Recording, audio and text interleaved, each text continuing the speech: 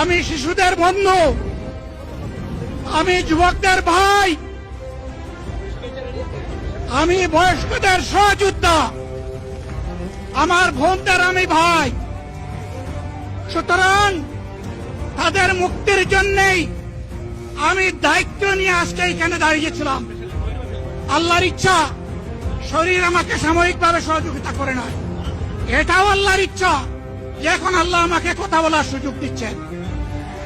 আমি বলতে চাই, বাংলাদেশের নির্দিষ্ট কোন শ্রেণীর মুক্তির জন্য আমাদের এই লড়াই নয়।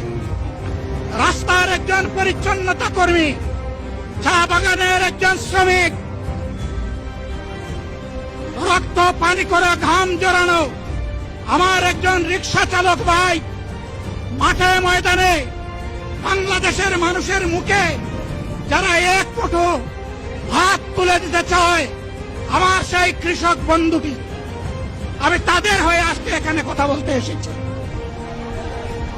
আমি কোন অভিজাত শ্রেণীর হয়ে এখানে কথা বলতে আসিনি।